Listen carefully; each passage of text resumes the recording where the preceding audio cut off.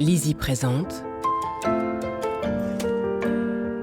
Les secrets du Troisième Reich de François Kersaudy et Yanis Kadari.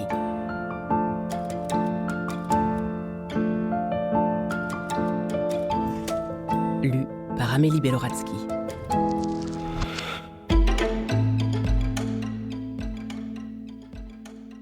À la mémoire de Félix Kersten, qui a soustrait plus de 100 000 victimes, dont au moins 60 000 juifs, à l'enfer de ce régime délirant.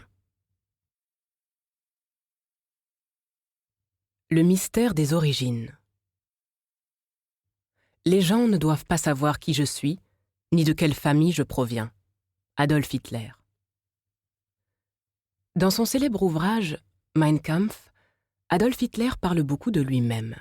En fait, il ne fait pratiquement que cela. Mais les indications qu'il consent à donner sur ses origines familiales sont rares et remarquablement vagues. S'il y est bien question de son père, le lecteur ne connaîtra ni le prénom, ni le patronyme d'origine de ce fonctionnaire consciencieux. Le nom de jeune fille de sa mère, tout comme son prénom, n'est pas davantage mentionné. Enfin, si le futur Führer a des frères et sœurs, ils sont également condamnés à rester anonymes.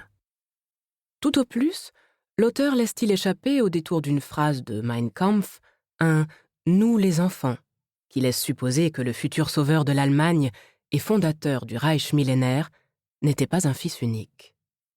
La vanité et l'égoïsme démesuré du personnage expliquent naturellement tout cela, mais on peut également y voir, dès le milieu des années 20, une volonté de dissimulation forcenée, annonçant prématurément l'extraordinaire monument de mensonges et de faux-semblants que sera le Troisième Reich. Qu'y a-t-il de si inavouable dans le passé familial du chef des nationaux-socialistes allemands ? Après tout, son arbre généalogique est disponible dans toutes les publications du parti. Adolf Hitler, né en 1889 dans le village autrichien de Braunau am Inn, fils d'Alois Hitler et Clara Pölzl, petit-fils de Johann Georg Hitler et Maria Anna Schicklgruber d'une part, de Johann Baptist Pölzl et Johanna Hitler d'autre part. En réalité, pourtant, les choses sont loin d'être aussi simples, car malgré les apparences, Johann Georg Hitler n'était probablement pas le père d'Alois, mais seulement son beau-père.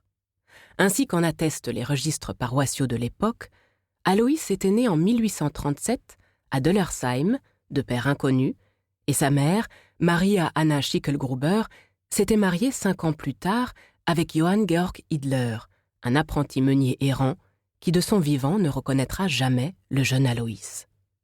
Ce dernier a d'ailleurs été élevé principalement à Spital par le fermier Johann Nepomuk Hitler, frère de Johann Georg, avant de partir pour Vienne à l'âge de 13 ans, d'y faire son apprentissage, puis d'entrer à 19 ans au service des douanes autrichiennes, où il a fait une belle carrière compte tenu de ses humbles origines.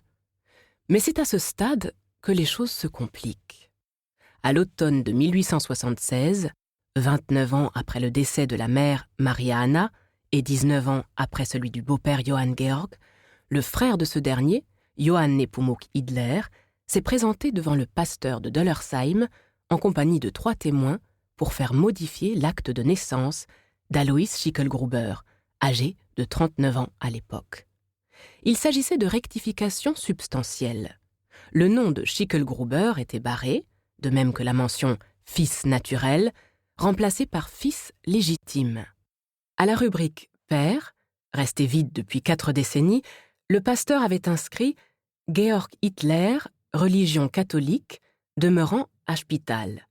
Enfin, à la rubrique « observation », on pouvait lire désormais l'homme inscrit comme père, Georg Hitler, qui est bien connu des témoins présents, s'est reconnu comme étant le père d'Alois, enfant d'Anna Schicklgruber, et a souhaité que son nom soit inscrit dans le présent registre de baptême, ce qui est confirmé par les témoins présents, Joseph Romeder, Johann Breiteneder, Engelbert Pauck. Voilà un document remarquable à tous égards. Maria Anna Schicklgruber était rebaptisée Anna Schicklgruber, Johann Georg Hitler devenait Georg Hitler, censé en outre demeurer à Spital, alors qu'il séjournait depuis 19 ans au cimetière communal. À la place de « est bien connu des témoins présents », il aurait donc fallu écrire « était bien connu des témoins présents », si tant est qu'il l'ait été 2 décennies plus tôt. Les omissions semblaient plus extraordinaires encore. Il manquait la date des modifications, la signature du pasteur et naturellement le paraphe de la mère, décédée en 1847, ainsi que celui du père, disparu en 1857 et qui n'avait jamais de son vivant reconnu ou même élevé le jeune Aloïs. Après ce travail de modification notariale que les Autrichiens... Nous espérons que vous avez apprécié cet aperçu. Pour continuer à écouter ce livre audio sur Google Play Livres, utilisez le lien dans la description de la vidéo.